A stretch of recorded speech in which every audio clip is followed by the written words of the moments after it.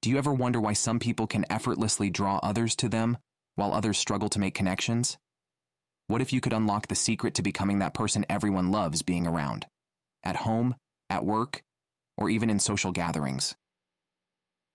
In today's video, we'll dive into Mark Reclau's How to Become a People Magnet, where you'll discover simple yet powerful techniques to attract people, build stronger relationships, and leave lasting impressions.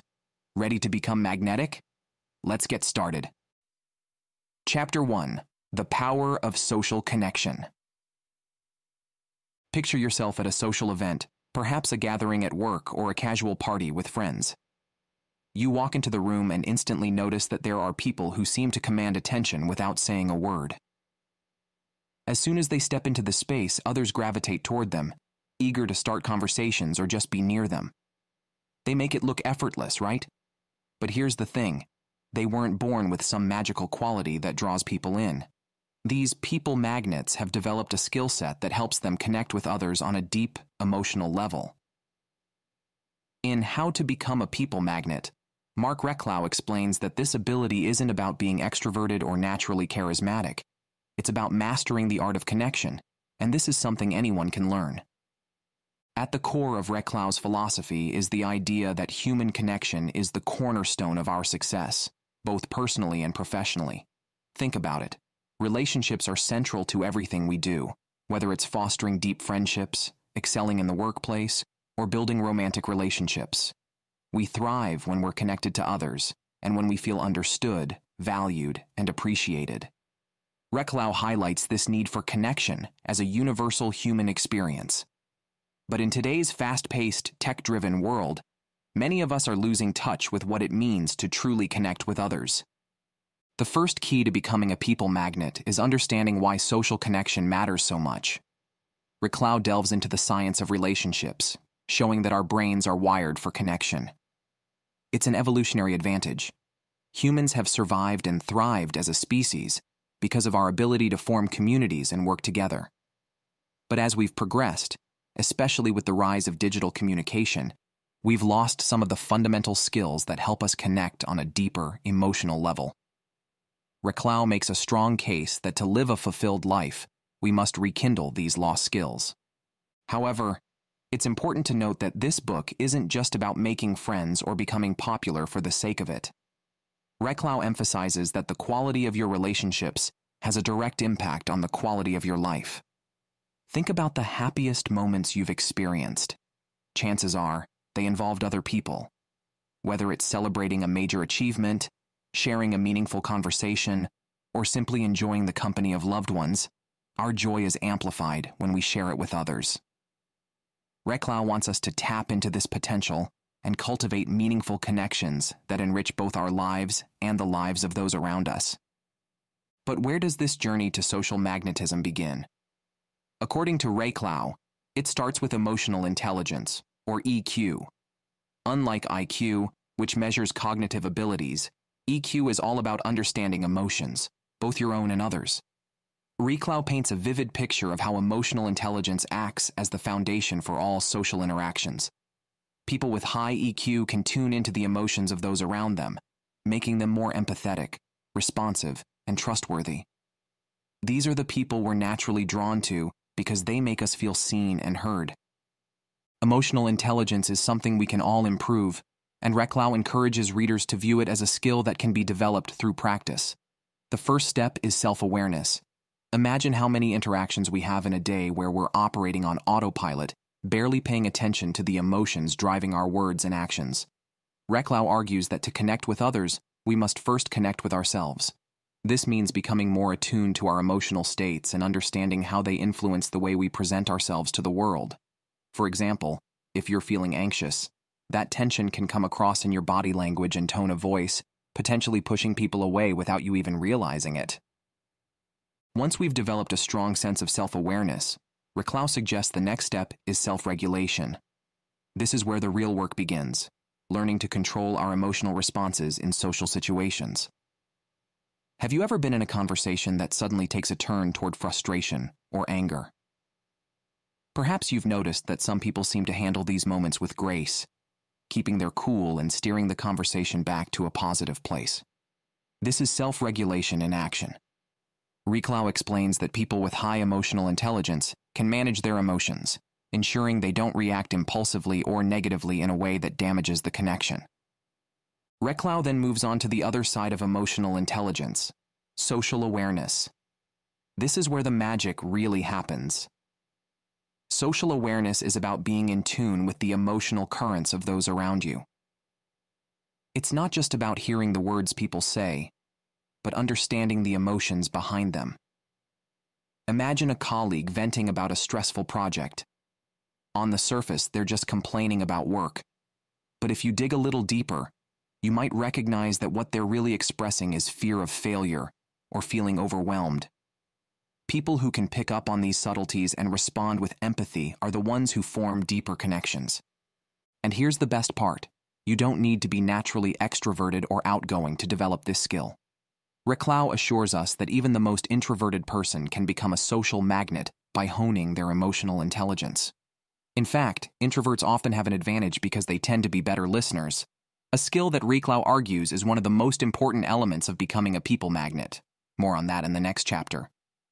At the heart of Reclau's message is the idea that people are drawn to those who make them feel good about themselves. This isn't about flattery or manipulation. It's about creating genuine emotional connections where people feel valued, understood, and supported. It's about being the kind of person who listens with intent, speaks with purpose, and makes others feel better after interacting with you. When you can master this art, you'll find that people naturally want to be around you. But Reclau doesn't stop there. He also introduces the concept of vulnerability as a key to building trust and connection. In a world where we often feel pressured to present a perfect image of ourselves, whether in our personal lives or on social media, vulnerability can feel uncomfortable. But Reclau argues that it's precisely this discomfort that allows us to forge deeper connections. When we're willing to be open and honest about our struggles, fears, and insecurities, it invites others to do the same. Vulnerability fosters trust, and trust is the foundation of all meaningful relationships. By the end of this chapter, you're left with a powerful understanding of why social connection is so essential and how emotional intelligence plays a critical role in becoming a people magnet. Reclau's message is clear. If you want to attract people into your life, you must first become the kind of person they want to connect with. This requires self-awareness, emotional regulation, social awareness, and the courage to be vulnerable. Now that we've laid the foundation for why social connection matters, the journey continues as we explore the specific tools and techniques that will help you build these connections. In the next chapter, we'll dive into one of the most important skills for becoming a people magnet, the art of listening. Stay tuned as we discover how something as simple as truly listening to others can transform your relationships and make you the person people naturally gravitate toward. Chapter 2. The Art of Listening. Now that we understand the importance of emotional intelligence in becoming a people magnet, Mark Reclau takes us deeper into one of the most fundamental social skills, listening. You might think that listening is a passive activity, something we all do automatically in conversations. But Reclau explains that there's a vast difference between simply hearing someone's words and truly listening to them. In this chapter, we're going to explore what it means to become a masterful listener and how this simple shift can transform the way people perceive you. Think back to a time when you were talking to someone and felt like they weren't really paying attention. Maybe their eyes kept darting to their phone, or they kept interrupting you before you could finish your thought. How did that make you feel? Probably frustrated or even dismissed. Now imagine the opposite. When someone gives you their full attention, maintains eye contact, and listens to you without interruptions. It feels completely different, right? You feel heard, valued, and understood. That's the power of active listening. Reclau emphasizes that being a good listener is one of the most attractive traits you can develop. People are naturally drawn to those who make them feel important, and there's no better way to do that than by genuinely listening to what they have to say. The problem is, most of us think we're better listeners than we actually are.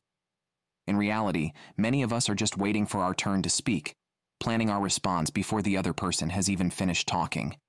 Reclau calls this out as a major barrier to connection. To become a people magnet, you need to shift your focus from yourself to the person you're engaging with. So how do we do that? Reclau lays out a few simple yet powerful techniques for mastering the art of listening. First, he talks about the importance of being present. This might sound obvious, but in our hyper-distracted world, it's easy to let our minds wander or to multitask while someone else is speaking. Reclau insists that if you want to connect with people on a deeper level, you need to give them your undivided attention. That means putting away your phone, making eye contact, and focusing entirely on the conversation. When you're fully present, the other person feels it, and that's what creates the magnetic pull. But being present is just the first step. True listening involves more than just paying attention to the words someone is saying. Reclau introduces the concept of empathetic listening. This is when you go beyond the surface-level conversation and really tune into the emotions behind the words. Think about how much more meaningful a conversation can be when you not only understand what someone is saying, but also how they're feeling. Reclau explains that this kind of listening shows people that you're not just interested in their words, but in them as a person. He gives a great example of empathetic listening in action. Imagine a friend is telling you about a stressful situation at work. On the surface, they might be complaining about their boss or a particular project. But if you listen empathetically, you'll realize that beneath the frustration, they might be feeling anxious or overwhelmed. By acknowledging their emotions, saying something like, "It sounds like you're really stressed out about this," you show them that you're not just hearing their words, but you're also understanding their feelings. This builds trust and deepens the connection. Reclau also points out that one of the biggest mistakes people make in conversations is rushing to offer advice or solutions. When someone is sharing a problem or concern, our instinct is often to jump in with suggestions for how they can fix it. But more often than not, people don't want solutions. They just want to be heard. Reclau advises that instead of offering advice right away, focus on validating the person's feelings. Say things like, "That sounds really tough," or "I can see why you'd feel that way." This simple act of validation goes a long way in making people feel understood. Another key aspect of becoming a great listener, Reclau explains, is learning to ask the right questions. Instead of dominating the conversation with your own thoughts or opinions, ask open-ended questions that invite the other person to share more. These kinds of questions not only show that you're interested in what they have to say, but they also encourage deeper, more meaningful conversations. For example, instead of asking, "Did you have a good day?" which can be answered with a simple yes or no, you might ask, "What was the best part of your day?" This invites the person to reflect and share more about their experience. Asking thoughtful questions also helps you build rapport, which is essential for creating strong connections. When you show genuine curiosity about someone else's life or perspective, it signals that you value their input and are interested in getting to know them on a deeper level. Reclau explains that this is one of the key traits of socially magnetic people. They're not focused on impressing others with their own stories or achievements. They're genuinely curious about the people they interact with. This shift in focus is what makes them so likable. Reclau also touches on the importance of body language in listening. Even if you're saying all the right things, your body language can betray you if you're not fully engaged. Simple cues like nodding, maintaining eye contact, and leaning slightly forward can signal that you're actively listening and interested in what the other person is saying. On the flip side, crossing your arms, looking around the room, or checking your watch sends the message that you're not fully present. Reclau emphasizes that to become a people magnet, your words and body language need to be in sync, reinforcing that you're fully engaged in the conversation. One of the most powerful takeaways from this chapter is the idea that listening is a gift you give to others. When you listen with your full attention and empathy, you're giving the other person the space to be heard and understood. In a world where so many people feel overlooked or dismissed, this is an incredibly valuable gift. Reclau explains that when you make people feel truly listened to, they'll naturally want to spend more time with you because you make them feel good about themselves. This is one of the key principles of becoming a people magnet. making others feel valued simply by being present and listening. But listening isn't just about making the other person feel good. Reclau points out that being a great listener also benefits you. When you listen deeply to others, you learn more about them, their needs, and their desires. This insight can help you build stronger relationships, whether in your personal life or in your career. Reclau explains that in professional settings, leaders who listen to their team members are more effective because they understand what motivates their employees and can offer better support. Similarly, in personal relationships, listening helps you avoid misunderstandings and conflicts, creating a stronger bond between you and the other person. By the end of this chapter, it's clear that listening is far from a passive activity. It's an active, intentional practice that requires focus, empathy, and curiosity. Reclau leaves us with a powerful message. If you want to become a people magnet, the first step is to become a great listener. When you master the art of listening, you'll find that people are naturally drawn to you because they feel valued and understood in your presence. As we move forward, we'll continue to build on these foundational skills. In the next chapter, Reclau explores another simple yet powerful tool for attracting others: the magic of a smile. Stay tuned as we discover how something as effortless as smiling can make a huge difference in the way people respond to you. Chapter 3. The Magic of a Smile. Let's take a moment to reflect on something incredibly simple, yet immensely powerful: a smile. Picture yourself walking down the street. You see two people approaching. One looks preoccupied, face serious and distant. The other looks directly at you, their face lighting up with a warm, genuine smile. Which person do you feel more inclined to approach or respond to positively? It's probably the one with the smile. In How to Become a People Magnet, Mark Reclau dedicates an entire chapter to the transformative power of smiling, and for good reason. A smile may seem like a small thing, but it's one of the most powerful tools we have for attracting others. In this chapter, Reclau delves into why smiling works so effectively in human interactions. First and foremost, smiling is a universal sign of warmth, friendliness, and approachability. It transcends language barriers and cultural differences. Wherever you go in the world, a smile communicates positive intent. It's a signal that you're open to connection, that you're someone who is safe and kind. But beyond the social implications, Reclau explains that smiling also has powerful psychological and physiological effects, both on you and the people around you. When you smile, your brain releases endorphins, the chemicals responsible for feelings of happiness and well-being. Even if you're not feeling particularly joyful, the simple act of smiling can trigger these endorphins, lifting your mood almost instantly. Reclau refers to this as the feedback loop of smiling. When you smile, you feel better, and when you feel better, you're more likely to smile again. It's a positive cycle that benefits not only you, but also the people around you. Interestingly, Reclau notes that this effect isn't just limited to how you feel. When you smile at someone, their brain mirrors the emotional response. It's called emotional contagion, the idea that emotions are contagious and can spread from person to person. If you smile at someone, their brain responds by releasing feel-good chemicals as well. This is why smiling can change the entire atmosphere of a room or lighten the mood in a tense situation. You're not only making yourself feel better, but you're also positively influencing the emotional state of others. But it's not just about plastering on any old smile. Reclau emphasizes the importance of a genuine smile, one that reflects real warmth and positivity. People are surprisingly adept at detecting inauthenticity, and a forced or fake smile can do more harm than good. You've probably experienced this yourself. A smile that doesn't reach the eyes, or one that feels insincere, can make you feel uneasy or even mistrustful. On the other hand, a real smile, one that radiates from within, can instantly put people at ease. So how do you cultivate a genuine smile, especially if you're not feeling particularly cheerful in the moment? Reclau offers a simple yet effective exercise. Start by focusing on positive thoughts.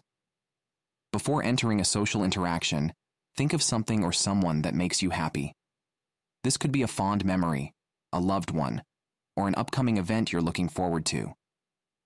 By priming your mind with positive emotions, your smile will naturally become more authentic. And as Reklau points out, the more you practice this, the easier it becomes to smile genuinely, even in challenging situations. But beyond just making you feel good, smiling has practical implications in the way others perceive you.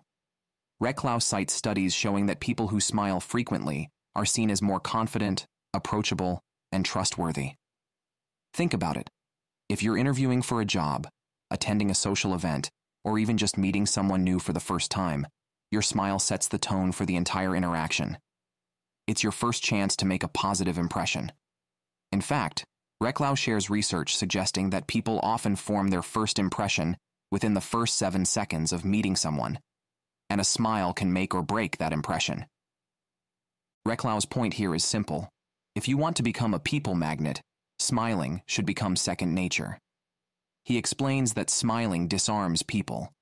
It lowers defenses and invites others into your space. Whether you're at a business meeting, a family gathering, or a casual conversation with a stranger, a genuine smile signals that you're friendly, confident, and open to connection. In many cases, a smile can be the icebreaker that sets the stage for deeper interactions. But smiling goes beyond just face-to-face interactions. Reklau encourages us to practice smiling in every aspect of our lives. This includes when we're talking on the phone or even when we're composing emails. He explains that even though the person on the other end can't physically see your smile, they can often hear it in your voice or detect it in your tone. Smiling while speaking on the phone makes your voice sound warmer and more approachable, and similarly, the tone of a written message can feel more positive when it's composed with a smile in mind. It's a small shift, but one that can make a big difference in how others perceive you. Smiling also has a contagious quality, as Reklau discusses in great detail. When you smile at someone, they are likely to smile back. This creates an immediate connection and sets a positive tone for the interaction. Reklau points out that this is especially powerful in situations where tension or stress might be present. Imagine walking into a high-pressure meeting or a conflict-laden conversation. If you enter the room with a smile, you're sending the message that you're calm, open, and ready to engage in a positive way. This can often diffuse the tension before it even has a chance to build. Reklau also highlights the social proof that comes with smiling. When others see that you're consistently smiling and positive, they're more likely to associate you with those qualities. Over time, this builds your reputation as someone who is approachable, likable, and enjoyable to be around. Key ingredients for becoming a people magnet. He explains that people remember how you make them feel, and a smile is often the first step in creating that lasting impression. But what about situations where you don't feel like smiling? Reklau acknowledges that we all have bad days, moments when we're stressed, anxious, or simply not in the mood to project positivity. In these moments, he suggests a simple practice: fake it till you make it. He's not advocating for inauthenticity, but rather for recognizing that sometimes our emotions follow our actions. By consciously deciding to smile, even when we're not feeling great, we can actually shift our emotional state. The physical act of smiling can trigger a change in our mood, eventually leading to a more genuine sense of well-being.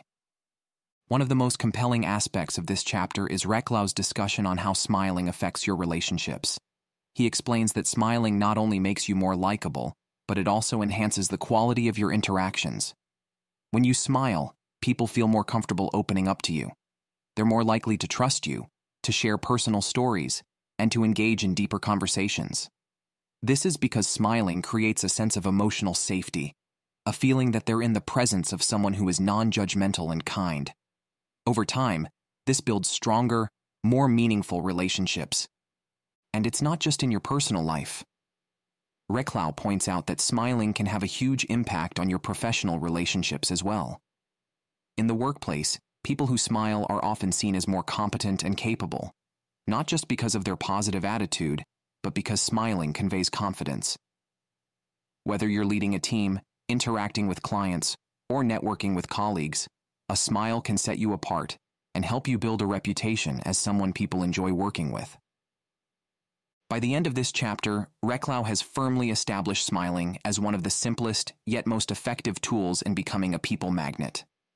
It's easy to overlook the power of a smile because it seems so basic, but as Reclau explains, its effects are profound. A smile can change your mood, influence how others perceive you, and create the foundation for deeper, more meaningful connections. It's a tool that's always at your disposal, and with a little conscious effort, you can use it to transform the way people respond to you. Now that we've unlocked the magic of a smile, we're ready to move on to another powerful tool for building connections: the art of giving compliments. Stay tuned as we explore how thoughtful, genuine praise can make you even more magnetic and strengthen your relationships with others. Chapter 4: The Power of Compliments. As we continue on this journey through Mark Reclau's How to Become a People Magnet, it's time to explore another essential element of social magnetism: the power of compliments. Picture yourself at a gathering. You're talking to someone, and they suddenly compliment you. Not just on something superficial like your shoes, but on something meaningful, like how you handled a recent challenge, or how much they appreciate your work ethic. That compliment makes you feel good, maybe even proud. You're likely to remember that person because they made you feel seen and valued. This is exactly the point Reclau makes in this chapter. When given correctly, compliments can be incredibly powerful in deepening connections and making you more likable. But there's a catch. Not all compliments are created equal. A well-delivered, sincere compliment can leave a lasting impression, but a poorly timed or insincere compliment can feel hollow and even backfire. Reclau carefully outlines the difference between effective compliments and those that might fall flat. At the core of his teaching is the idea that the best compliments are genuine, specific, and meaningful. We've all been on the receiving end of a generic compliment, something like, "You look nice today." While this kind of praise is appreciated, it's often too vague to have much of an impact. Reclau emphasizes that for a compliment to be truly magnetic, it needs to feel personal and sincere. People can sense when a compliment is just a throwaway remark versus when it's a thoughtful acknowledgement of something specific.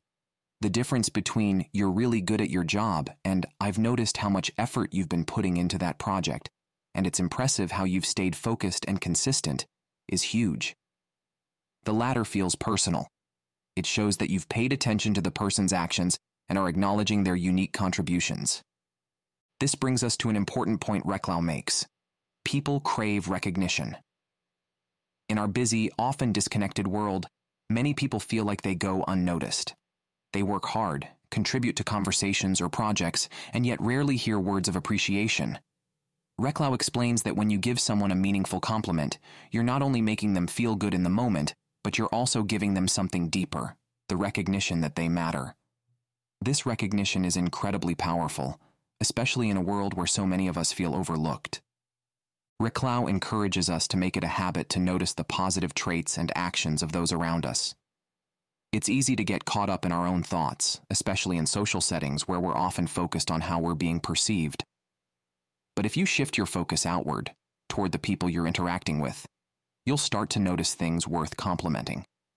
Maybe it's a friend's dedication to their fitness goals, a colleague's calm demeanor under pressure, or even a stranger's kindness in a small interaction. By becoming more observant, you'll naturally find opportunities to offer sincere compliments. But what makes a compliment powerful? According to Reclau, it's not just the words themselves, but the intent behind them. A compliment should never feel forced or obligatory. You might feel pressure to say something nice in certain social situations, but Reclau advises against giving a compliment unless you genuinely mean it. People can usually sense when a compliment is insincere, and this can undermine your efforts to build rapport. The key is to give praise that reflects your true admiration or appreciation for the other person. When your compliment is heartfelt, it becomes a powerful tool for creating connection. Timing is also crucial when it comes to compliments. Reclau explains that the best compliments are often given in the moment, rather than saved for later. If you notice something positive, mention it right away. Don't wait for the perfect moment because that moment might never come. For example, if someone has just finished a presentation at work and you were impressed by how they handled a tough question, tell them as soon as they're finished. This kind of timely compliment shows that you're engaged in the present moment and that you genuinely appreciate their effort. Reklau also talks about how compliments can go beyond just acknowledging what someone does. They can affirm who they are as a person. Compliments about character traits, such as kindness, patience, or creativity, often resonate more deeply than compliments about appearances or even specific achievements. Telling someone that you admire their resilience or that you're impressed by their ability to stay calm under pressure not only highlights something valuable about them, but also reinforces their sense of identity.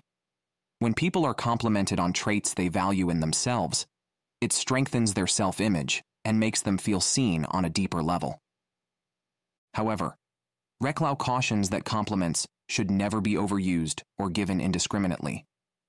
If you compliment everything and everyone all the time, your words lose their meaning. People might start to see your praise as insincere or as something you do out of habit, rather than genuine admiration. Reklau's advice is to strike a balance. Compliment when it's warranted and when it's meaningful, but don't feel obligated to praise every little thing. Quality over quantity is key here. There's also an interesting dynamic that Reklau addresses: the fear of giving compliments. Sometimes we hold back from complimenting others because we're afraid it might come across as awkward, or we worry about how the other person might react. Reklau encourages us to push past that discomfort because, more often than not, people appreciate genuine compliments. Think about it. When was the last time someone gave you a sincere compliment and you felt bad about it? Most likely, it made you feel good. Reklau's point is that the risk of feeling awkward is far outweighed by the positive impact your compliment can have on the other person. So, don't let the fear of awkwardness stop you from brightening someone's day. An essential part of Reklau's philosophy is that compliments should be about building others up, not about seeking validation for yourself. When you give a compliment, you're not trying to earn approval or get something in return. You're simply acknowledging something positive about the other person, and that in itself is enough. This approach creates a more authentic interaction, and people can sense when your praise comes from a place of generosity rather than self-interest. Compliments also have a ripple effect. When you give a meaningful compliment, you not only make the person you're speaking to feel good, but you also create a positive environment that encourages others to be more open and appreciative. Reklau explains that when people feel valued, they're more likely to pay it forward and acknowledge the positive traits in others. This creates a cycle of positivity and connection that benefits everyone involved. As we move toward the end of this chapter, Reklau leaves us with a practical exercise to help us get into the habit of giving more compliments. He suggests setting a goal to give at least one meaningful compliment a day. This might sound simple, but it's a powerful way to train yourself to notice the good in others. Whether it's acknowledging a colleague's hard work, appreciating a friend's sense of humor, or thanking a stranger for their kindness, this small act can have a profound impact on your relationships. Over time, you'll find that giving compliments becomes second nature, and people will be drawn to your positivity and warmth.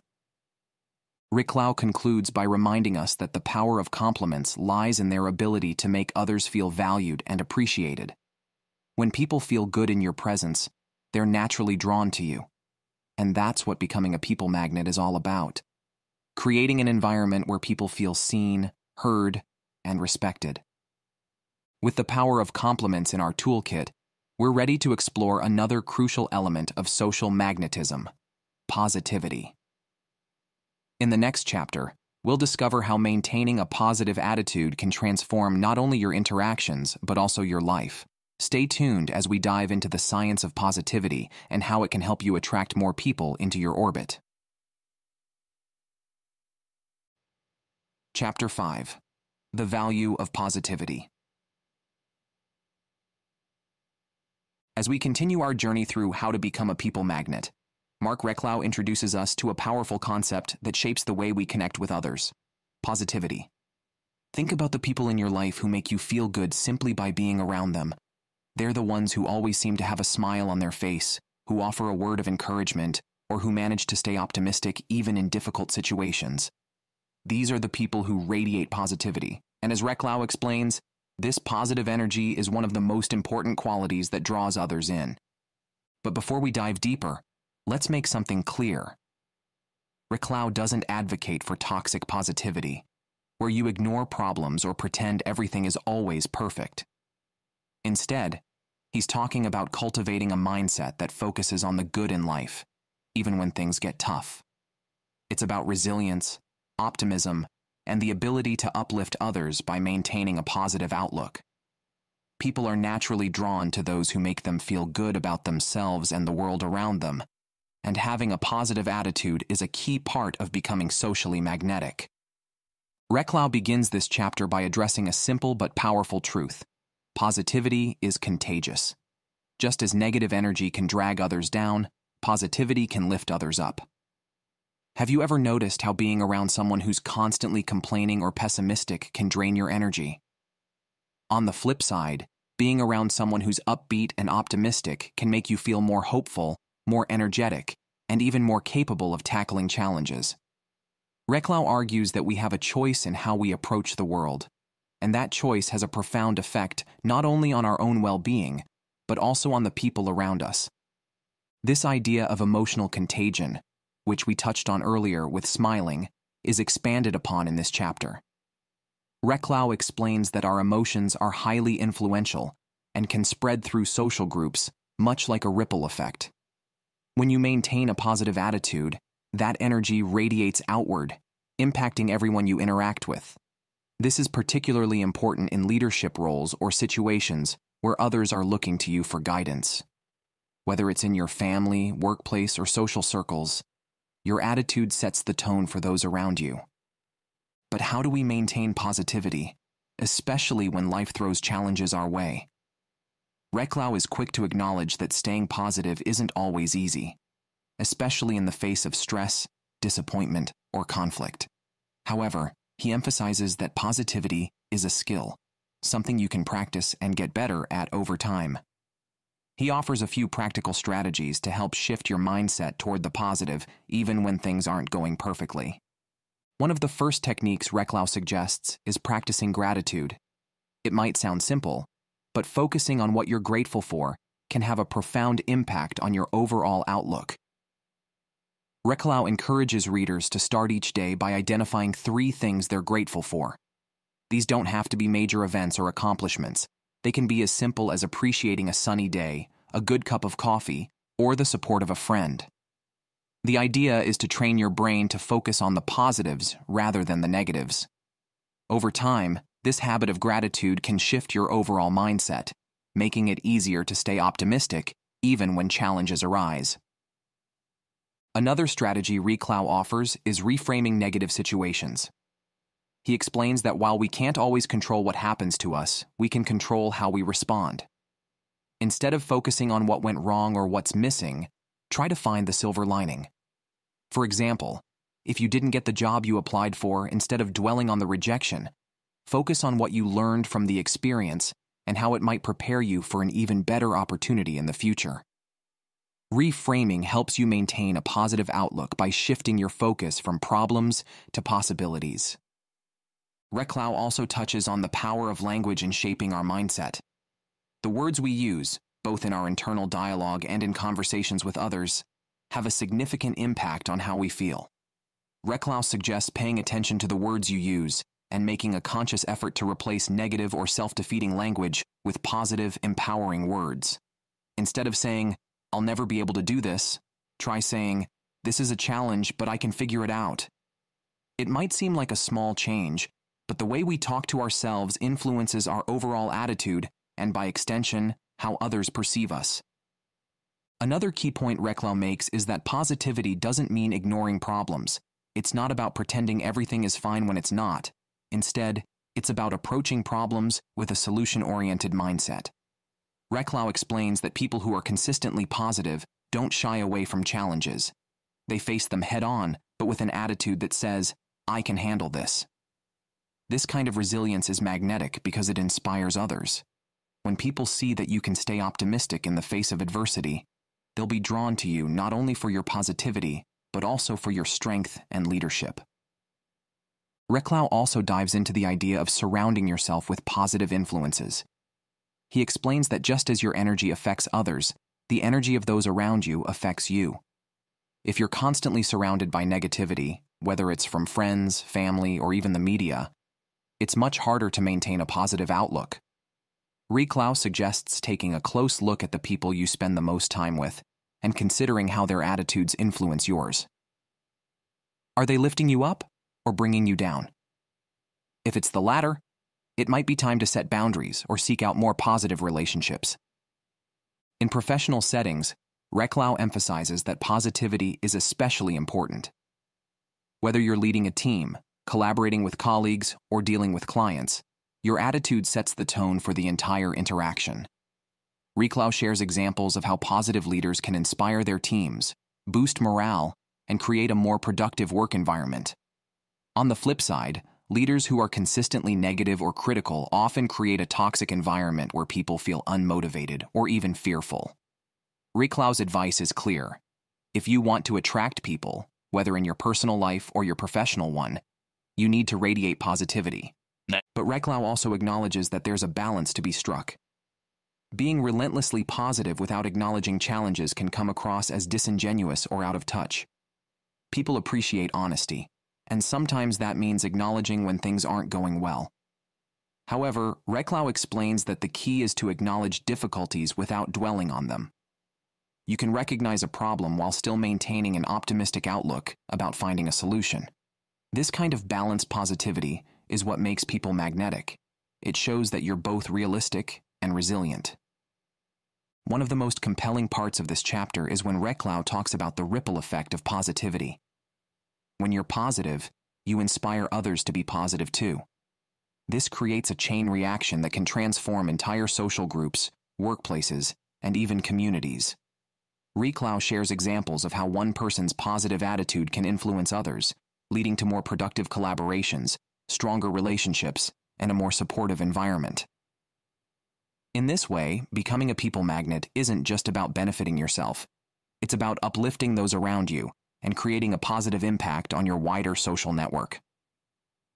By the end of this chapter, it's clear that positivity isn't just a feel-good concept. It's a powerful tool for attracting others and building deeper, more meaningful relationships. Reclau makes a strong case that maintaining a positive attitude is one of the most effective ways to become a people magnet. People are naturally drawn to those who make them feel good, and when you approach life with optimism, resilience, and a solution-oriented mindset, you'll find that others want to be around you. As we move forward, we'll continue to build on these foundational skills. In the next chapter, Reclau explores one of the most essential elements of social connection: trust. Stay tuned as we learn how to build trust in our relationships and why it's the foundation of becoming truly magnetic. Chapter 6: Building Trust. Now that we've explored the power of positivity, let's dive into a deeper element of social magnetism: trust. Trust is the invisible glue that holds relationships together. Without it, no matter how positive or charismatic you are, your interactions will feel superficial and fleeting. Trust is the foundation upon which deep, meaningful relationships are built. And according to Mark Reclau in How to Become a People Magnet, learning how to build and maintain trust is one of the most critical aspects of becoming truly magnetic. Think about the people in your life that you trust the most. What is it about them that makes you feel secure? It's likely that these people are consistent, reliable, and genuine. They follow through on their promises, they speak the truth even when it's difficult, and they show you that you can count on them. Reclau explains that trust is not built overnight. It's earned through small, daily actions that signal to others that you're reliable and have their best interests at heart. At its core, trust is about integrity, doing what you say you will do. It's about aligning your words and actions in such a way that people know they can rely on you.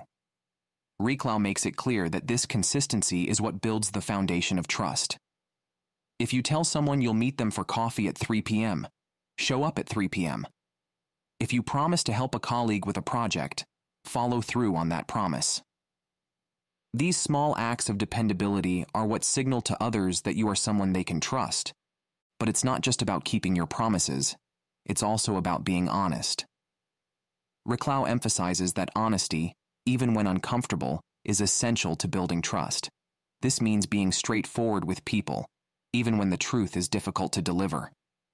For example, if a friend asks for your opinion on something and you feel inclined to sugarcoat the truth to spare their feelings, Reclau advises taking a moment to consider the long-term impact.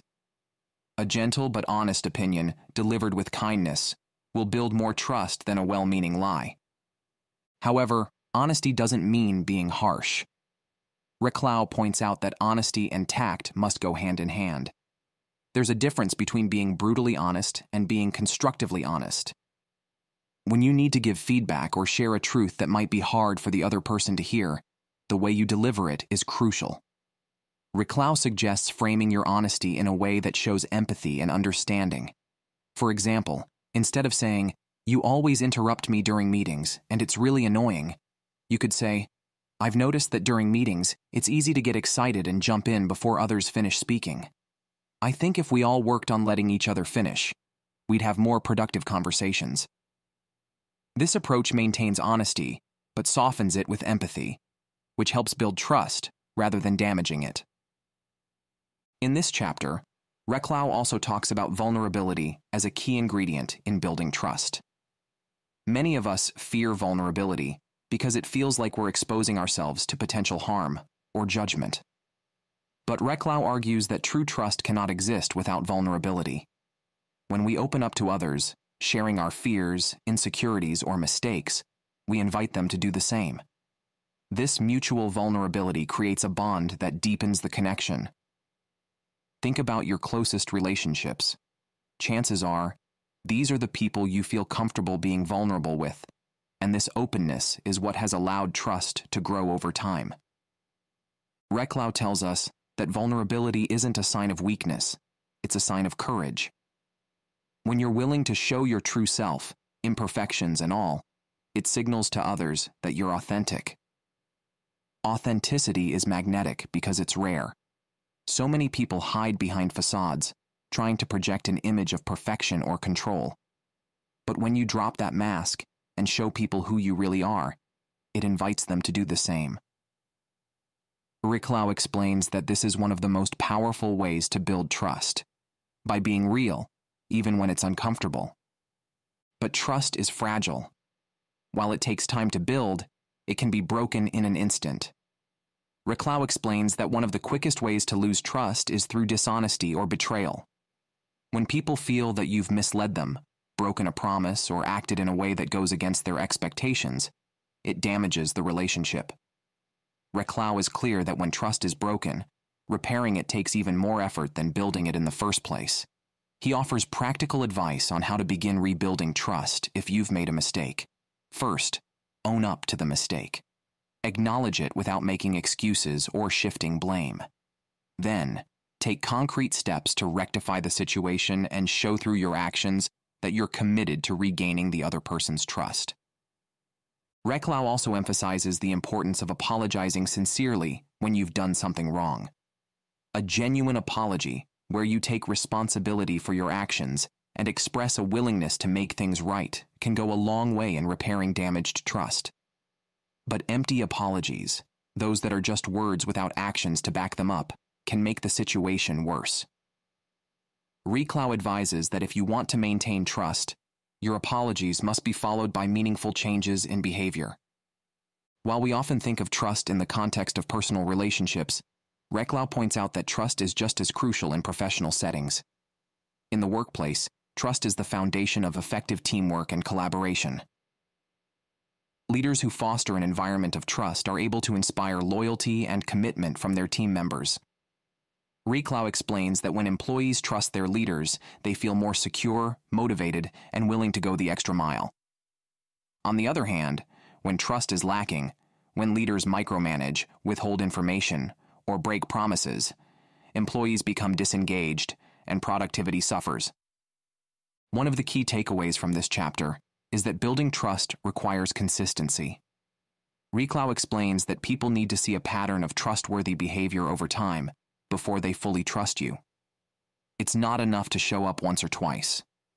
People need to know that you'll be there, time and time again, in both the good times and the bad. This means being dependable, being honest, and being supportive, even when it's difficult or inconvenient. When people know they can count on you, that's when trust begins to flourish. Reclau also touches on the importance of respect in building trust. Trust and respect go hand in hand. When you show respect for others, their time, their opinions, their boundaries, you demonstrate that you value them as individuals. This respect fosters trust because it shows that you're not just looking out for your own interests, but for theirs as well. Whether it's respecting someone's time by showing up on time, or respecting their opinions by listening to their perspective, these small acts of respect contribute to a larger sense of trust. By the end of this chapter, it's clear that trust is not just a nice-to-have. It's an essential component of any relationship, personal or professional. Without trust, even the most charismatic person will struggle to form deep, meaningful connections. Reclau leaves us with a powerful reminder. Trust is built through consistent, intentional actions over time. It's about being reliable, being honest, and being willing to show vulnerability. And while trust can be fragile, it's also incredibly resilient when nurtured with care. Now that we've explored the critical role of trust in becoming a people magnet, it's time to move on to another important aspect of social magnetism: body language. In the next chapter, we'll discover how the way you move, stand, and even make eye contact can communicate just as much, if not more, than your words. Stay tuned as we dive into the fascinating world of nonverbal communication and how mastering it can make you even more magnetic. Chapter 7: The Power of Body Language.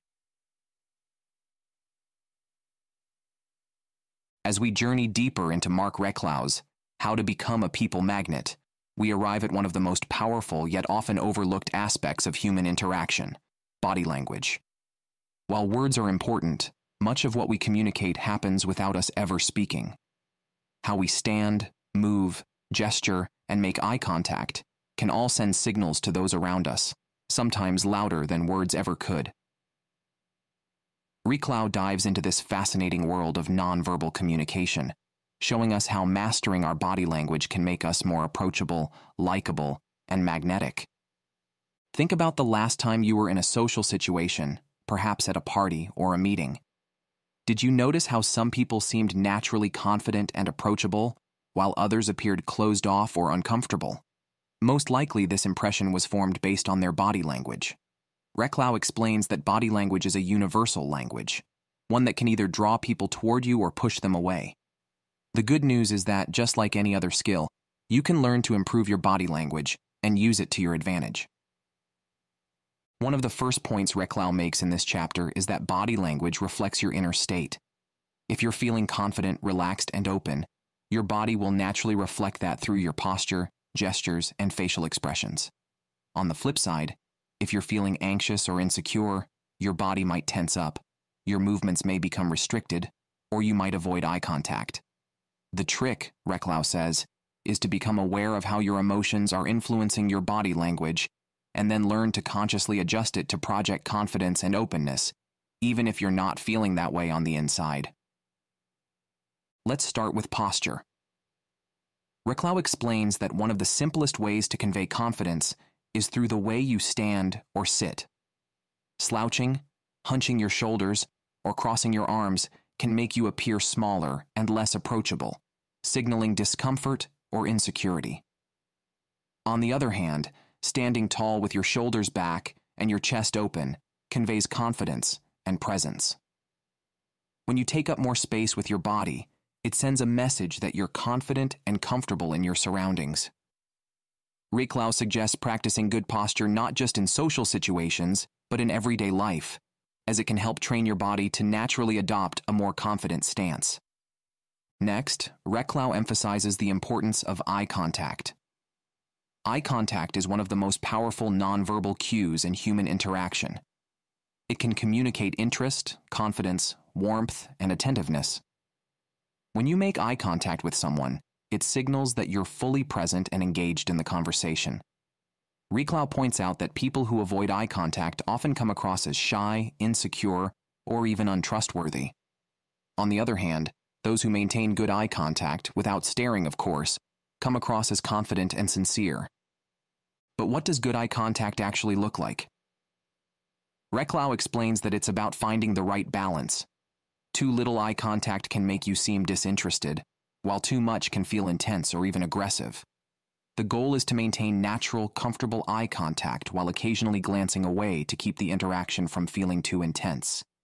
This balance helps create a sense of connection without overwhelming the other person. One of the most interesting points Reclau makes is that eye contact can also be used to establish authority and influence. In professional settings, maintaining strong eye contact while speaking can signal confidence and competence. In social situations, it can help you come across as more likable and trustworthy.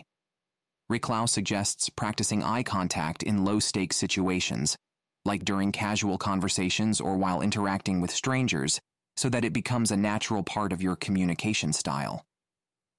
Now let's talk about gestures. Reclau explains that gestures are an extension of our emotions and can either reinforce or contradict what we're saying. Open gestures, like using your hands to illustrate a point or keeping your palms visible, signal openness and honesty.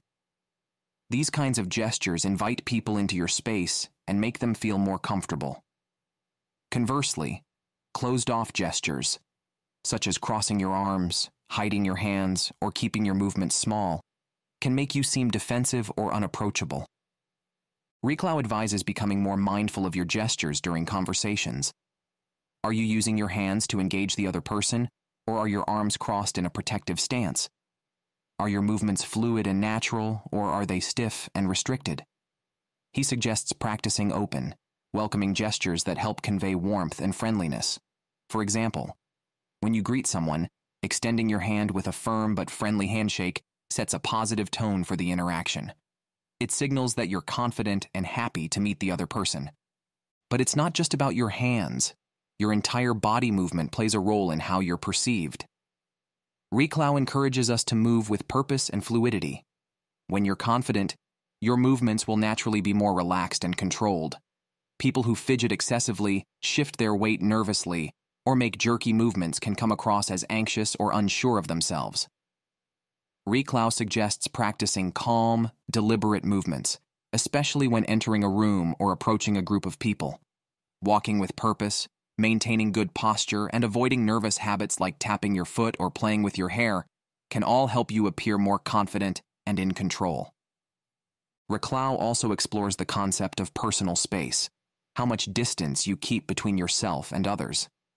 This might seem like a small detail, but it can have a big impact on how people perceive you. If you stand too close to someone, you might invade their personal space and make them feel uncomfortable. If you stand too far away, it might signal disinterest or lack of engagement. Reclau suggests paying attention to the other person's body language to gauge the appropriate amount of space to maintain. If they step back slightly, it might be a signal that they need a bit more room.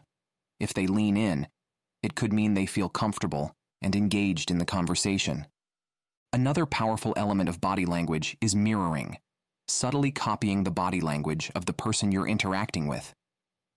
Reclau explains that mirroring helps create a subconscious sense of connection and rapport.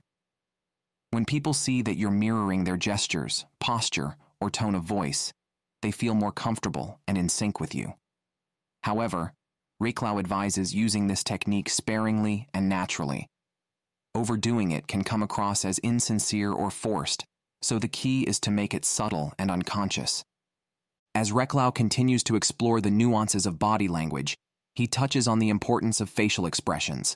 Much like smiling, your facial expressions communicate a wealth of information about how you're feeling and how engaged you are in the conversation. Reclau advises paying attention to your expressions and ensuring that they match the tone of the conversation. If someone is sharing something serious, a sympathetic expression shows that you're listening and care about what they're saying. If you're discussing something lighthearted, a warm smile or a look of amusement can enhance the connection. But body language isn't just about making others feel comfortable. It's also about how you feel inside. Reclau explains that the mind and body are deeply connected, and by changing your body language, you can actually change the way you feel. For example, adopting a power pose, standing tall with your chest open and your arms at your sides, can help you feel more confident and in control, even if you were feeling anxious just moments before. Reclau encourages readers to experiment with this idea, using body language not only as a tool to influence others, but also as a way to boost their own confidence and sense of well-being. By the end of this chapter, it's clear that body language is a powerful tool in becoming a people magnet. Reclau shows us that while words are important, much of what we communicate happens on a nonverbal level. Mastering your body language can help you appear more confident, approachable, and engaged, which naturally draws people toward you. It's about being aware of the signals you're sending with your posture, gestures, eye contact, and facial expressions, and learning to use those signals to create positive, meaningful connections. In the next chapter, Reclau takes us on a journey into the importance of being fully present in social interactions. Stay tuned as we explore how mindfulness and presence can deepen your relationships and make you even more magnetic. We notice that 72% of you who listen to our video are not yet subscribed to the channel. Please help support the channel by hitting the subscribe button and like the video. Thanks for inspiring us to create more content for you. Chapter 8. The Importance of Being Present. As we continue to uncover the secrets of becoming a people magnet, Mark Reclau now takes us into one of the most valuable yet overlooked elements of building meaningful connections: being present. In a world filled with distractions, where our attention is constantly being pulled in different directions, mastering the art of presence is becoming increasingly rare. Yet, as Reclau explains, being fully present in your interactions is one of the most powerful ways to draw people toward you. When you're truly present, you make others feel valued, heard, and important. And that's a magnetism few can resist. Imagine a scenario. You're sharing something important with a friend, but instead of engaging with you, they're glancing at their phone, looking around the room, or just seem distracted. How does that make you feel? Probably undervalued, or even dismissed. Now think about how different it feels when someone gives you their undivided attention. When they make eye contact, nod in agreement, and respond thoughtfully. You feel respected, heard, and understood. That's the power of presence. Reclau emphasizes that the key to becoming a people magnet lies not just in what you say or how you look, but in how deeply you engage with others in the moment. In a world where we're often half listening while checking our phones, multitasking, or thinking about the next thing on our to-do list, being fully present has become a rare gift.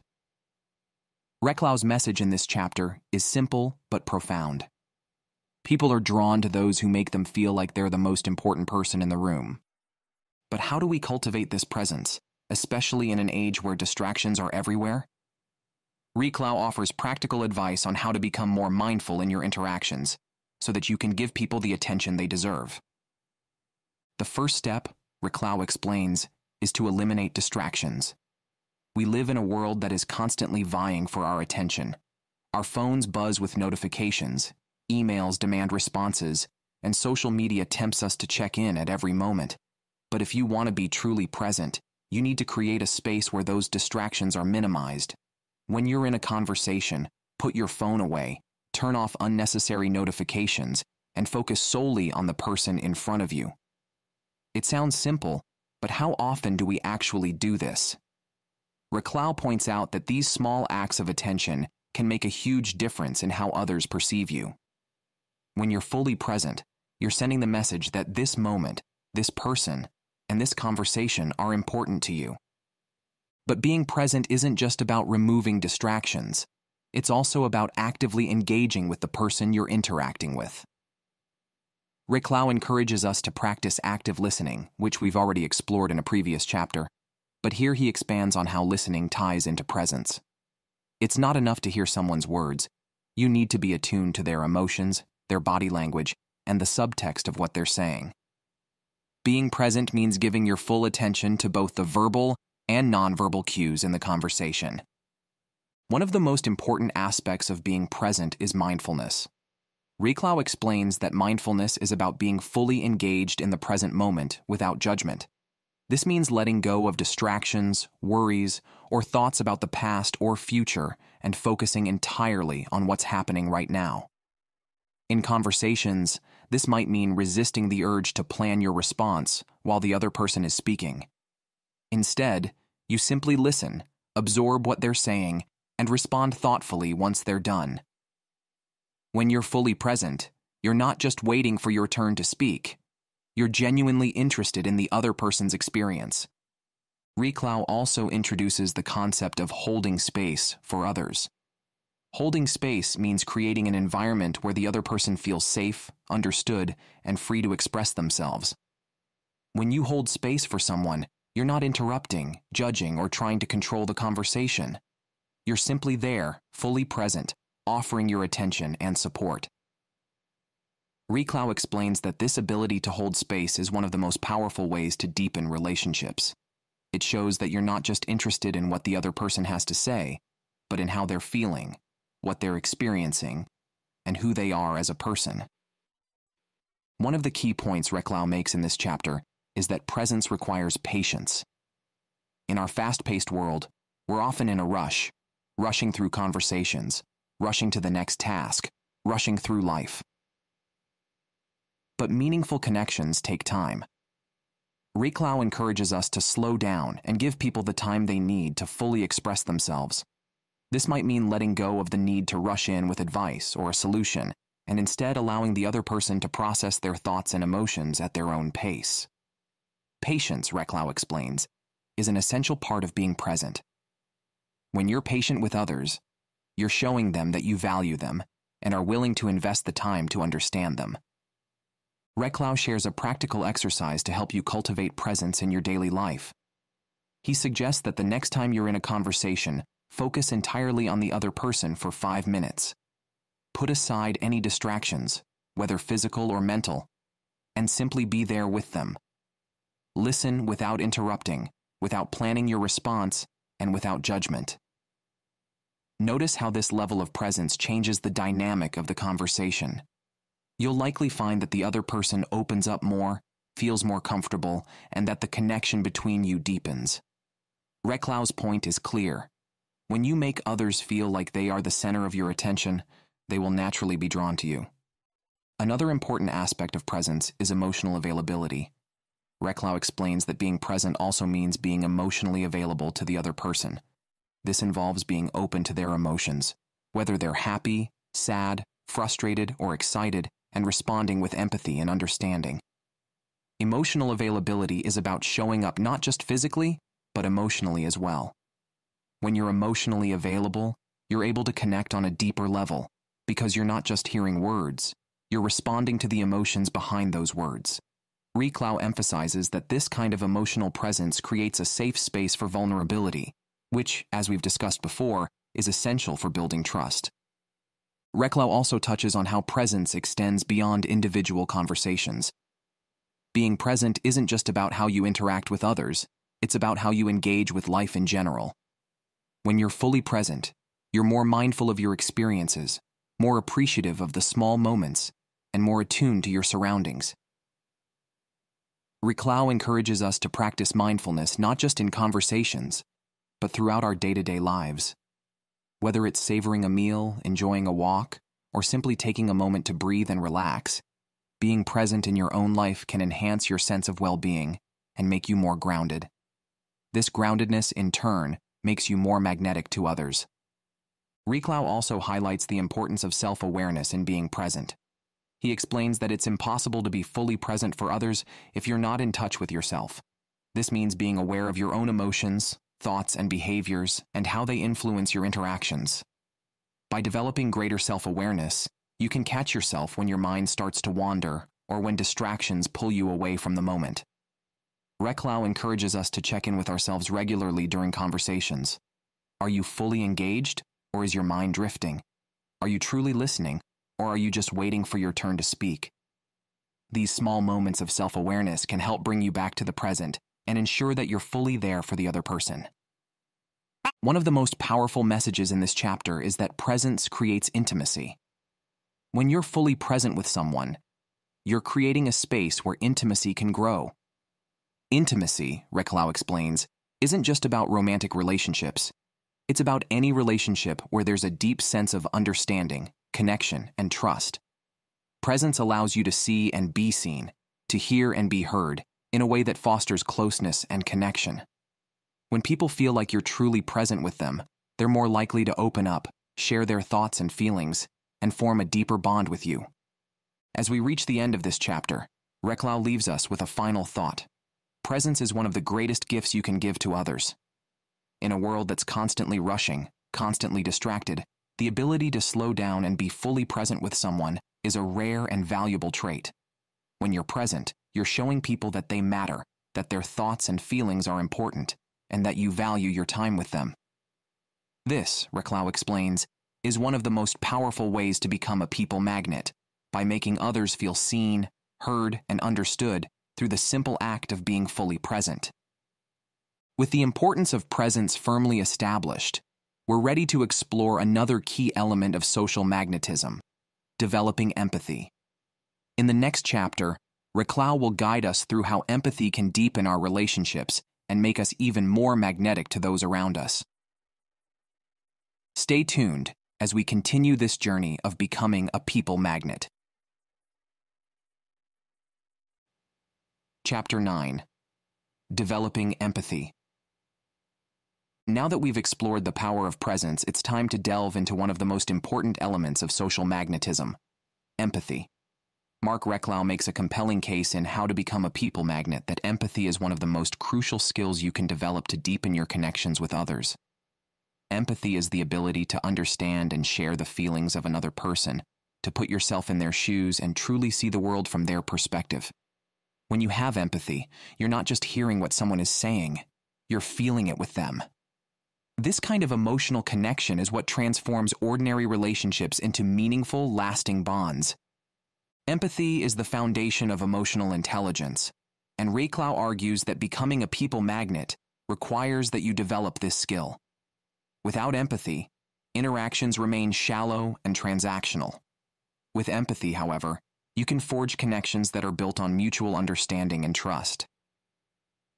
Reklau paints a vivid picture of how empathy works in everyday interactions and why it's such a powerful tool for attracting others into your orbit.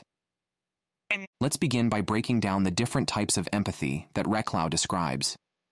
He explains that there are two main kinds: cognitive empathy and emotional empathy. Cognitive empathy is the ability to understand what someone else is thinking or feeling. It's the intellectual side of empathy, where you use your knowledge and reasoning to put yourself in someone else's shoes. Emotional empathy, on the other hand, goes a step further. It's the ability to actually feel what the other person is feeling, to share their emotions on a deep level. Reklau explains that while cognitive empathy helps us understand others, emotional empathy helps us connect with them on a more visceral level. Why is empathy so important? Reklau explains that empathy is what allows people to feel truly understood. And being understood is one of the most fundamental human needs. Think about how you feel when someone really gets you, when they understand your perspective, your emotions, and your experiences. It's a powerful feeling, one that deepens the connection between you and the other person. This is why empathy is such a magnetizing force. People are drawn to those who make them feel seen, heard, and understood, and empathy is the tool that makes this possible. But how do we develop empathy, especially if it doesn't come naturally? Reklau offers several practical strategies to help cultivate empathy in our interactions. The first step, he explains, is to listen actively. We've already discussed the importance of listening, but Reklau takes it further by explaining that listening with empathy requires you to not only hear the words being spoken, but also to tune into the emotions behind them. For example, if a friend is talking about a stressful situation at work, they might be describing the tasks they have to complete, but what they're really expressing is their anxiety or frustration. Empathy means recognizing that emotional undercurrent and responding to it, rather than just addressing the surface-level details. One of the most effective ways to practice empathy, according to Reclau, is to ask open-ended questions. When you ask questions that encourage the other person to share more about their feelings or experiences, it shows that you're genuinely interested in their perspective. Instead of jumping in with advice or trying to fix the situation, asking questions like, "How did that make you feel?" or "What's been the hardest part for you?" invites the other person to open up on a deeper level. This not only helps you understand their emotions better, but also strengthens the bond between you. Reclau also emphasizes the importance of putting aside your own judgments and opinions when practicing empathy. It's easy to get caught up in our own thoughts and perspectives, especially when we disagree with someone or don't fully understand their situation. But true empathy requires that we set aside those judgments and focus entirely on the other person's experience. This doesn't mean you have to agree with everything they're saying. It just means that you're willing to see things from their point of view, without letting your own biases get in the way. Reclau explains that empathy is particularly important in moments of conflict or disagreement. When emotions are running high, it's tempting to react defensively or try to assert your own point of view. But Reclau argues that the best way to resolve conflict and maintain strong relationships is through empathy. Instead of focusing on winning the argument or proving a point, try to understand where the other person is coming from. Ask yourself, what are they feeling right now? Why might they be reacting this way? By approaching conflict with empathy, you can de-escalate the situation and find a solution that honors both perspectives. Reclau shares a compelling example of empathy in action. Imagine you're in a heated discussion with a coworker who is upset about a project deadline. You could respond by defending your own actions or pointing out why the delay wasn't your fault. But instead, if you respond with empathy, acknowledging their frustration and expressing understanding of their concerns, you create an entirely different dynamic. You might say, "I can see that this deadline is really stressing you out. I've been feeling the pressure too, and I understand how frustrating this must be for you."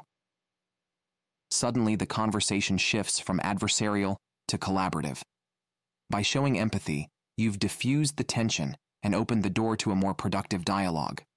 Reclau also explores how empathy plays a crucial role in building trust. When people feel that you genuinely understand them, they're more likely to trust you. They know that you're not just listening to respond or to get your point across. You're listening to truly understand them. This kind of empathy builds trust over time, as people begin to see you as someone who values their feelings and experiences. Reclau points out that trust is the foundation of all strong relationships, and empathy is the key to unlocking that trust. Another important aspect of empathy that Reclau highlights is the ability to validate other people's feelings. Validation doesn't mean that you have to agree with everything someone says, but it does mean acknowledging their emotions as valid and real. For example, if someone is upset, instead of saying, "You're overreacting," or "It's not that big of a deal," validating their feelings would look more like, "I can see that this is really upsetting for you, and I understand why you feel that way." This kind of validation makes the other person feel heard and respected, which strengthens the connection between you. But empathy isn't just about understanding other people's emotions, it's also about responding with kindness and compassion. Reclau explains that when we practice empathy, we're not just intellectualizing someone else's experience. We're engaging with it emotionally and offering support. Whether it's offering a kind word, a gesture of support, or simply being there to listen, empathy involves both understanding and action. Reclau encourages readers to look for small ways to show compassion in their daily interactions, whether it's by offering help, giving a compliment, or simply checking in on someone who's having a tough time. Reclau also touches on the idea that empathy requires vulnerability. To truly connect with someone else's emotions, we have to be willing to tap into our own feelings. This means being open to the discomfort of feeling someone else's pain, sadness, or frustration. But this vulnerability is what makes empathy so powerful. When you're willing to feel with someone else, you create a deep sense of connection that transcends surface-level interactions. Reclau explains that this kind of emotional openness is what makes people magnetic. It draws others in because they feel safe to be themselves around you. Empathy, according to Reclau, is a skill that can be practiced and improved over time.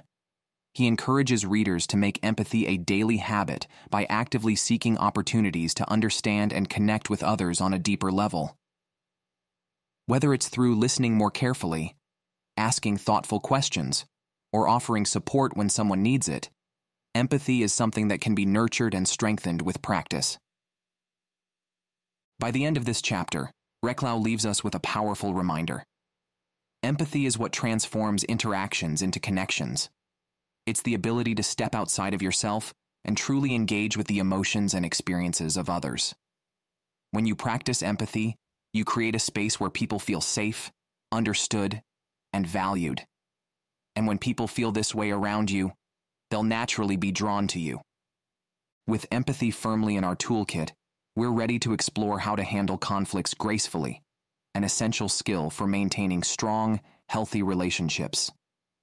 In the next chapter, Reclau will guide us through the art of navigating disagreements with empathy, respect, and poise. Stay tuned as we continue this journey of becoming a people magnet.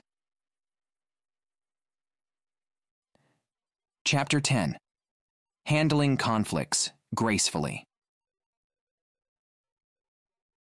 As we move further into Mark Reclau's How to Become a People Magnet, we arrive at one of the most challenging yet critical aspects of relationships: handling conflicts.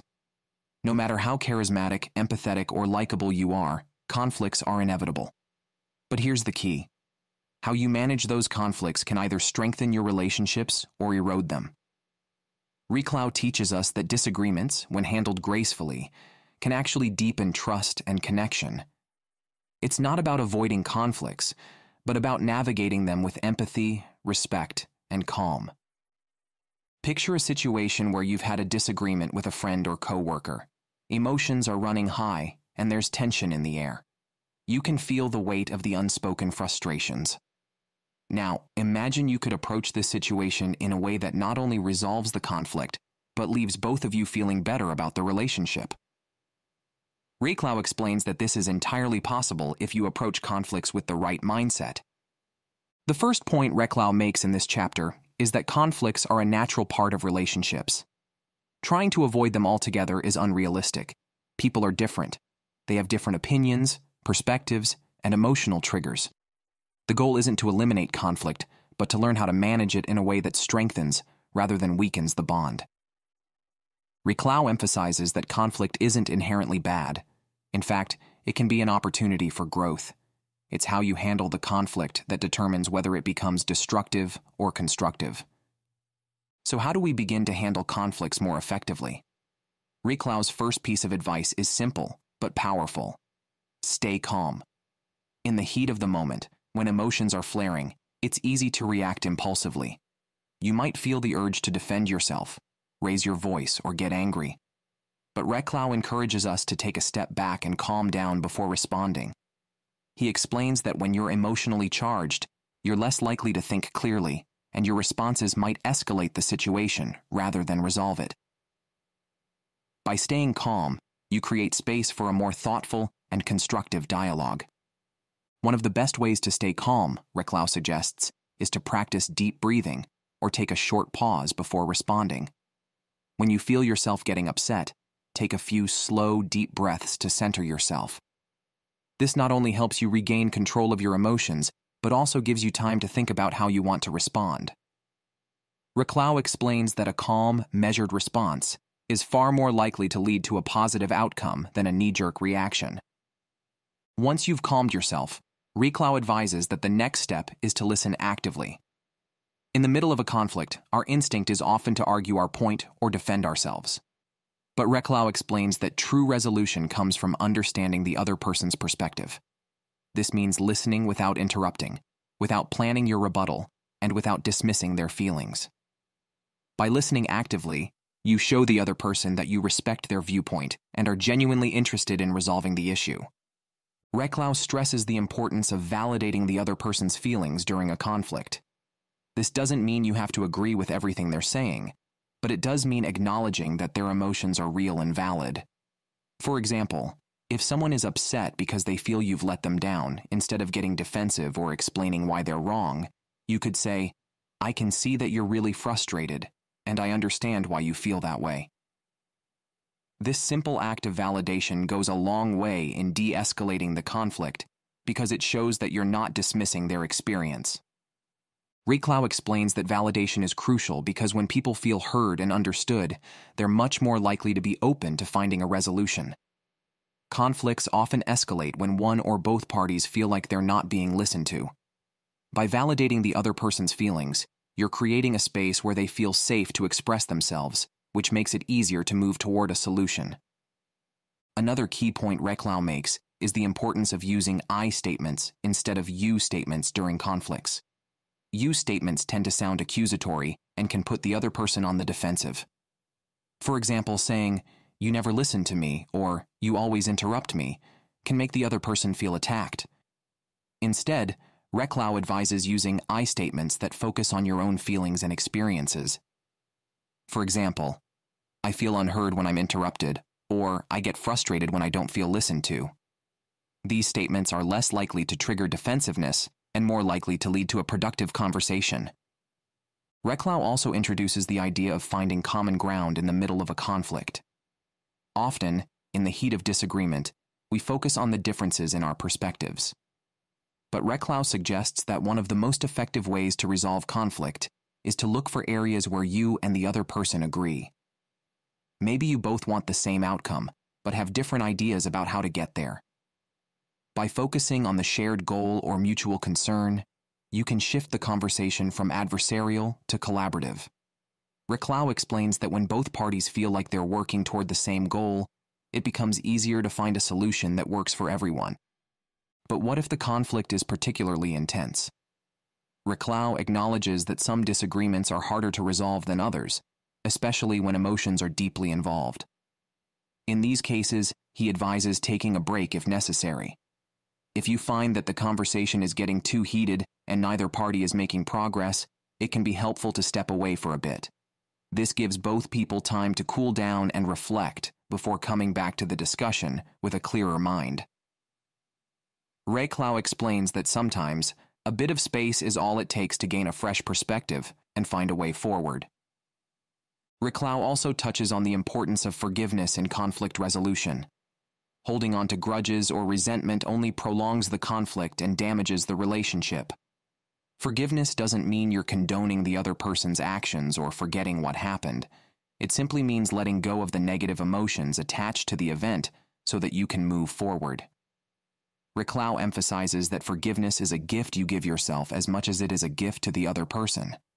It frees you from the emotional burden of the conflict and allows you to rebuild the relationship with a clean slate. When it comes to resolving conflicts, Reclau highlights the importance of taking responsibility for your own actions. If you've made a mistake, hurt someone, or contributed to the conflict in some way, own up to it.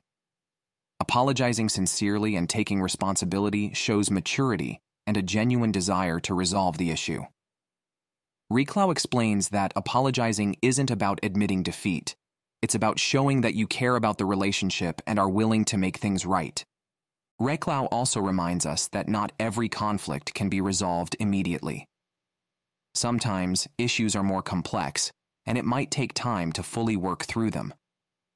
He encourages patience and perseverance in these situations. The important thing is to keep the lines of communication open and to approach the situation with empathy and respect. Even if the conflict isn't resolved right away, the fact that you're willing to work through it together builds trust and strengthens the relationship in the long run. One of the most powerful points Reclau makes in this chapter is that conflict can be a catalyst for growth. When handled correctly, conflicts can lead to deeper understanding, stronger connections, and even personal growth. Reclau explains that working through disagreements allows you to learn more about the other person's values, needs, and boundaries, and in turn, it helps you grow as well. By navigating conflicts with grace, you not only improve your relationships, but also develop your emotional intelligence and resilience. By the end of this chapter, Reclau leaves us with a clear message. Conflicts don't have to be destructive. When approached with empathy, patience, and a calm mindset, conflicts can actually strengthen your relationships and bring you closer to the people in your life. The key is to focus on understanding the other person's perspective, validating their feelings, and finding common ground. As we move into the next chapter, Reclau will introduce us to another powerful concept: the influence of emotional contagion, how your emotions can affect those around you, and how mastering your own emotional state can make you even more magnetic.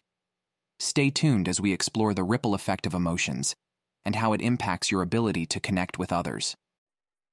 Chapter 11: The Influence of Emotional Contagion. In How to Become a People Magnet, Mark Reclau introduces us to the fascinating concept of emotional contagion, the idea that emotions are contagious, spreading from one person to another, much like a cold or a smile. Reclau takes us deeper into how our emotions not only affect our personal well-being, but also influence the emotions and behavior of those around us. This chapter is all about recognizing the power of our emotional states and learning how to manage them to create a positive ripple effect in our social circles. By mastering your own emotions, you become someone people are naturally drawn to, a source of calm, positivity, and reassurance in a world that can often feel chaotic. To illustrate the power of emotional contagion, Reclau asks us to reflect on a time when we were around someone who was in a bad mood. Maybe they were frustrated, stressed, or angry. Even if they didn't say anything negative, their emotions likely affected you, pulling you into their emotional state. You might have felt tension, anxiety, or even frustration yourself, simply by being in their presence. This is emotional contagion at work. Just as easily, positive emotions can spread too. Think about how you feel when you're around someone who is upbeat, smiling, and genuinely happy. Their joy is infectious, and you can't help but feel a little brighter yourself. Reclau explains that emotional contagion happens on a subconscious level. Whether we realize it or not, we're constantly picking up on the emotions of others through subtle cues like facial expressions, tone of voice, and body language. Our brains are wired to mirror the emotional states of the people around us. This is why being around certain people can make you feel energized and uplifted, while others can leave you feeling drained or stressed. But here's the key point: emotional contagion works both ways. Just as you are influenced by the emotions of others, your own emotional state affects those around you. Reclau argues that by becoming more aware of your own emotions and how they influence the people in your life, you can harness the power of emotional contagion to create a positive impact. If you consistently project calm, positivity, and empathy, you'll find that others respond in kind, drawn to your emotional stability and warmth. So how do we use emotional contagion to our advantage? Reclau begins by emphasizing the importance of self-awareness. The first step in mastering emotional contagion is becoming more attuned to your own emotions. How are you feeling right now? Are you stressed, anxious, excited, or content? Reclau explains that many of us go through the day without fully recognizing the emotional states we're carrying. But if you want to positively influence those around you, you need to first understand what emotional energy you're projecting. Once you've developed this emotional awareness, Reclau encourages us to take responsibility for our emotional state. This doesn't mean you have to be happy and positive all the time. After all, life is full of ups and downs. But it does mean recognizing when your emotions might be negatively affecting others. For example, if you're in a bad mood because of a stressful day at work, ask yourself how your mood might be impacting your interactions with family or friends. Are you snapping at people, withdrawing, or unintentionally spreading your stress? Reclau advises us to be mindful of how we show up emotionally in our relationships and to make a conscious effort to manage our emotions in a way that doesn't bring others down. But managing your emotions doesn't mean suppressing them. Reclau is careful to point out that emotional mastery isn't about pretending everything is fine when it's not. Instead, it's about learning to regulate your emotions so that you can respond to situations in a healthy, constructive way. This involves acknowledging your emotions, processing them, and choosing how to express them. Reclau shares practical techniques for managing negative emotions, such as deep breathing, mindfulness, and reframing situations in a more positive light. By practicing emotional regulation, you can prevent negative emotions from spiraling out of control and affecting those around you. Reclau also discusses the importance of setting an emotional tone in your social interactions. People often look to others for cues on how to behave or feel in a given situation.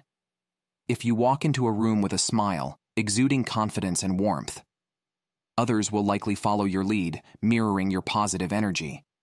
On the other hand, if you enter a room tense, stressed, or withdrawn, that energy can quickly spread. Reclau emphasizes that by consciously setting a positive emotional tone, you can influence the entire atmosphere of a room, whether it's in a casual social setting or a professional environment. One of the most powerful aspects of emotional contagion is its ability to build trust and rapport. People are naturally drawn to those who make them feel good. If you're someone who consistently radiates positivity, calm, and empathy, others will feel more comfortable around you, and they'll be more likely to trust you. Reclau explains that emotional stability is incredibly attractive because it makes people feel safe. In a world full of stress and uncertainty, people crave the company of those who make them feel grounded and secure. But what about negative emotions? Reclau acknowledges that we can't always be positive, and there will be times when we're frustrated, angry, or sad. The key, he says, is not to let these emotions dominate your interactions. When you're feeling negative emotions, take a moment to step back and assess whether it's appropriate to express those feelings in the current situation. If you're upset at work, for example, it might not be helpful to vent your frustrations to your colleagues. Instead, take some time to process your emotions privately before re-engaging with others.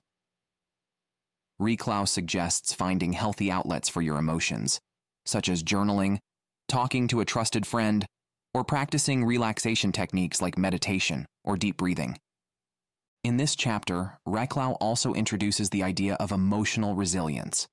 Emotional resilience is the ability to bounce back from setbacks and maintain a positive outlook, even in difficult circumstances. Reclau explains that emotionally resilient people are more likely to spread positive emotional contagion because they don't let negative experiences bring them down for long. They're able to stay optimistic, even when things don't go their way, and this resilience has a powerful effect on those around them. Reclau encourages readers to cultivate emotional resilience by focusing on solutions rather than dwelling on problems, practicing gratitude, and maintaining a sense of perspective during challenging times. One of the most practical tools Reclau shares in this chapter is the concept of emotional leadership. Emotional leaders are people who take responsibility for the emotional tone of their group or environment. Whether it's in a family setting, a workplace, or a social gathering, emotional leaders set the example for how others should behave and feel. Reclau explains that emotional leadership isn't about being the loudest or most charismatic person in the room, it's about being the most emotionally grounded. By maintaining your own emotional balance and projecting positivity, you can lead others to do the same. Reclau provides an example of emotional leadership in action. Imagine you're leading a team at work, and there's a tight deadline that's causing stress for everyone. If you approach the situation with panic or frustration, your team will likely mirror those emotions, and productivity may suffer as a result. However, if you stay calm, acknowledge the stress, and focus on finding solutions, your team will pick up on your emotional cues and follow your lead.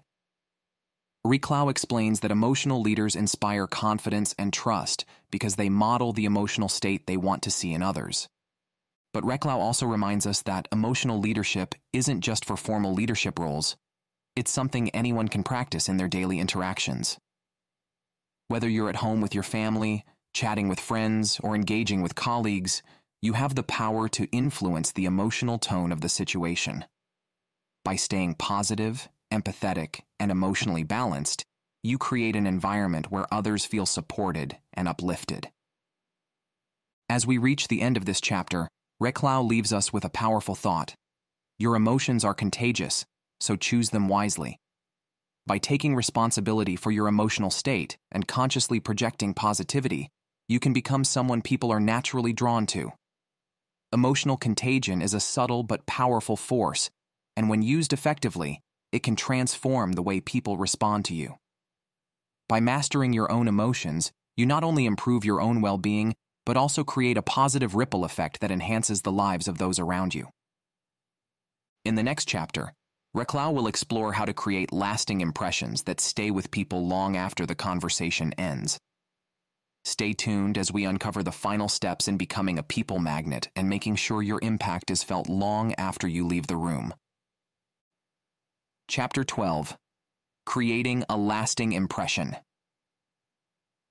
As we reach the final chapter of How to Become a People Magnet, Mark Reclau addresses an essential component of social magnetism: how to create lasting impressions. It's not enough to simply engage people in the moment. The real magic lies in how they remember you after you've left the room. Reclau emphasizes that creating a lasting impression is about consistency, authenticity, and making sure that each interaction, no matter how small, is meaningful. When you master this skill, people will not only enjoy your company, but also think fondly of you long after your conversations have ended. Creating a lasting impression starts with being intentional in your interactions. Reclau explains that people often remember how you made them feel, rather than the specific details of your conversations. This ties into the emotional contagion concept we explored earlier. If you consistently make people feel good, respected, and understood, they'll be left with a positive memory of you. Think about the people who have left a lasting impression on you. Chances are, it wasn't just because they said the right things, but because they made you feel important, heard, or uplifted in some way. Reclau's first piece of advice for creating lasting impressions is simple: be genuine. Authenticity is magnetic. People are drawn to those who are real, open, and true to themselves. When you present yourself authentically, without trying to put on a facade or be someone you're not, it's easier for others to connect with you. Reclau points out that people can often sense when someone is being inauthentic, and this creates a barrier to connection. If you want people to remember you positively, they need to see the real you, the one who is honest, kind, and sincere. But being genuine doesn't mean you have to be perfect. In fact, Reclau explains that showing your vulnerability can make you even more memorable. When you're willing to admit your flaws, struggles, or uncertainties, you come across as more relatable and human. People appreciate those who are open about their imperfections because it makes them feel more comfortable being themselves. Reclau encourages us to let go of the idea that we have to be perfect in every interaction. Instead, focus on being real, and you'll find that people remember you for your authenticity and vulnerability. One of the most practical ways to create a lasting impression, according to Reclau, is to follow up after an interaction. In our fast-paced world, it's easy to move on from one interaction to the next without thinking about the people we've met. But Reclau explains that taking a few moments to send a follow-up message or a quick note of appreciation can make a big difference in how people perceive you. Whether it's after a business meeting, a social gathering, or even a casual conversation, a thoughtful follow-up shows that you value the other person and that you're invested in maintaining the connection. For example, imagine you've just had a productive meeting with a potential client. A quick email thanking them for their time and highlighting something positive from the conversation can leave a lasting impression. Reclau points out that people appreciate these small gestures because they demonstrate that you're attentive and thoughtful. In a world where so many interactions are fleeting, taking the time to follow up can set you apart and ensure that you're remembered positively. Reclau also highlights the importance of consistency in creating lasting impressions. It's not enough to show up once and make a great impression. You need to consistently show up as the same authentic, positive person in every interaction. This consistency builds trust and reinforces the positive feelings people have about you. Reclau explains that people are more likely to remember and trust those who are dependable and consistent in their behavior. When you're consistently kind, attentive, and genuine, you create a strong, lasting impression that endures over time. One of the key points Reclau makes in this chapter is that creating a lasting impression isn't about grand gestures or flashy displays. In fact, it's often the small, thoughtful actions that leave the biggest impact. Simple acts of kindness, like remembering someone's name, asking how their day is going, or offering a word of encouragement, can make a lasting impression because they show that you care. Reclau explains that these small moments of connection add up over time and contribute to how people perceive and remember you. Another practical tip Reclau offers is to personalize your interactions. People appreciate it when you remember small details about them, their preferences, their interests, or something they mentioned in a previous conversation. Reclau suggests making an effort to recall and reference these details in future interactions. For example, if a colleague mentioned they were nervous about an upcoming presentation, following up by asking how it went shows that you were truly listening and that you care about their well-being. Personalizing your interactions in this way not only helps people feel seen and valued, but also makes you stand out in their memory. Reclau also touches on the importance of leaving a positive emotional residue. He explains that after an interaction, people will often reflect on how they felt in your presence. Did they feel energized, happy, and understood? Or did they feel drained, stressed, or unimportant? Reclau's advice is to be mindful of the emotional energy you leave behind. If you consistently leave people feeling better after interacting with you, they'll be eager to engage with you again and will remember you as someone who brings positivity into their lives. But what happens if you leave a less than positive impression? Reclau acknowledges that we all have off days, and not every interaction will go perfectly. The important thing, he says, is to recognize when you've made a mistake and take steps to correct it. If you realize you were distracted, short-tempered, or unkind in an interaction, don't hesitate to reach out and apologize. Reclau explains that owning up to your mistakes and making amends can actually enhance your reputation because it shows humility and integrity. People appreciate those who are willing to admit when they've fallen short and are committed to doing better. One of the most powerful tools Reclau shares in this chapter is the idea of leaving people with a compliment or a word of encouragement. Compliments, when given sincerely, can have a lasting impact because they make people feel good about themselves. Reclau suggests making it a habit to end conversations on a positive note. Whether it's acknowledging something you admire about the person, complimenting their work, or offering words of encouragement, these small gestures can leave a lasting positive impression. People remember those who make them feel good about themselves, and a well-placed compliment can be the perfect way to ensure you're remembered fondly. As we reach the conclusion of this chapter, Reclau leaves us with a powerful reminder. Lasting impressions are built on authenticity, kindness, and consistency. It's not about trying to impress people with grand gestures or flashy displays. It's about showing up as your true self, treating others with respect and kindness, and being thoughtful in your interactions. When you do this, people will remember you, not just for what you said or did, but for how you made them feel. By the end of this book, Reclau has equipped us with a comprehensive toolkit for becoming a people magnet. We've learned how to develop emotional intelligence, build trust, practice empathy, master body language, and handle conflicts gracefully. We've explored the power of positivity, the impact of emotional contagion, and the art of creating lasting impressions. And throughout it all, Reclau has reinforced one key message. Becoming a people magnet isn't about manipulating or impressing others. It's about being the best version of yourself, genuinely caring for others, and cultivating deep, meaningful connections. With these tools in hand, you're ready to start your journey toward becoming a person that others naturally gravitate toward. A true people magnet. So go out into the world, armed with these insights, and watch as your relationships deepen, your social skills flourish, and your ability to positively influence others grows.